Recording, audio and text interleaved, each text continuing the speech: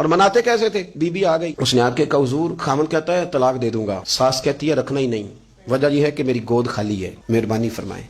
شیخ عبد القادر جیلانی نے مصلی بچھایا، ہاتھ اٹھائے، اللہ بیچاری تڑپتی آئی ہے، اس کی گود ہری کر دے، کرم فرما دے، یہ بیچاری بڑی دکھی ہے، بندہ نوازی فرما۔ حضرت خضر علیہ السلام آئے، کہنے لگے حضور، شیخ عبد القادر جیلانی سے کہنے لگے آپ دعا نہ کریں، میں پیغام لے کے آیا ہوں، اس کے نصیب میں ہی اولاد نہیں، نہ کریں دعا، نے کر دی پر یہاں تو ہے ہی نہیں۔ تو یہ لاڈلے ہیں نا رب رسول کے، اللہ رسول کو منا لیتے ہیں۔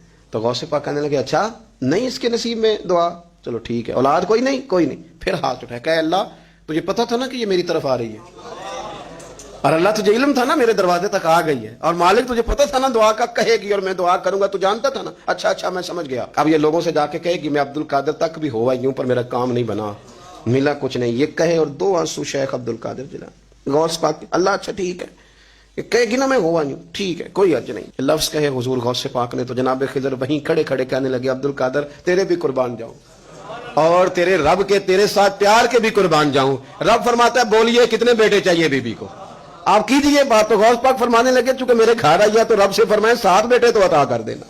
او بھائی اتنی سی بات بھی لوگوں کی سمجھ میں آتی کہ میرا کوئی لاڈلا پیار والا ہو تو میں مان جاتا ہوں، تو جو رب رسول کے لاڈلے وہ جب بات کرتے ہیں تو اللہ رسول بھی مان جاتے ہیں، بھائی اتنی سی بات ہے۔ ایک شخص نے آ کے کہا حضور میرا والد انتقال کر گیا ہے، رات خواب میں دیکھا بڑے عذاب میں، لوگ بڑے پریشان ہوتے ہیں ان باتوں پہ بڑے، لیکن میں بڑے دلائل قائم کر سکتا ہوں۔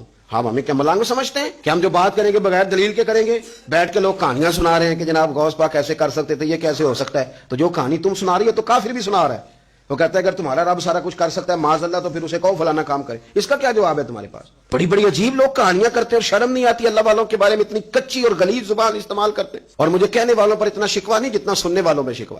ایسے لوگوں کو سنتے ہو جو توہین کرتے ہیں رب کریم کے بندوں کی؟ سنو، حضور غوث پاک سے آ کے کہا حضور میں نے رات خواب میں اپنے والد کو دیکھا عذاب میں بڑی تکلیف میں ہوں، میرے ابا کے لیے دعا کر دیں۔ تو غوث اعظم فرمانے لگے وہ یہاں کبھی آیا تھا؟ بیٹھا تھا؟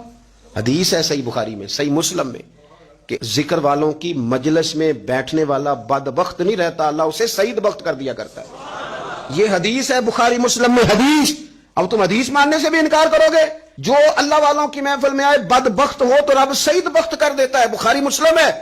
جو ذکر والوں کے ساتھ بیٹھے تو رحمت اسے گھیر لیتی ہے۔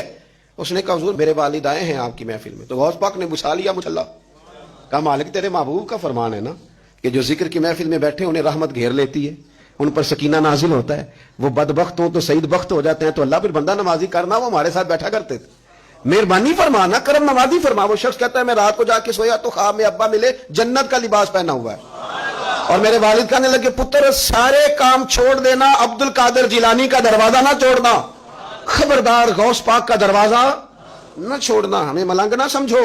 آپ کیا سمجھتے ہیں کہ ہم ایسے کو ملنگ تلنگ لوگ ہیں جس کے مرضی پیچھے لگ جائیں گے؟ ہم تو بڑے سیانے لوگ ہیں، ہم تو بڑی جلدی کسی بندے کو تسلیم ہی نہیں کرتے۔ ہر بندہ اپنے ابا کا نام اپنے نام کے ساتھ لگاتا ہے، ہم نے زندگی قادری لکھ کے گزار دی ہے ساری۔ آپ کیا سمجھتے ہیں کچے پکے لوگ ہیں؟ اور صرف یہاں نہیں وصیت لکھ کے رکھی ہے، مریں گے بھی تو قبر پہ پہلے لفظ قادری لکھنا، اس لیے کہ خدا کے فضل سے ہم پر ہے سایہ غوث اعظم کا، اور ہمیں دونوں جہاں میں ہے سہارا، اور بڑی تحقیق کے ساتھ اور بڑی ریسرچ کے ساتھ اور بڑے سیانے بن کے۔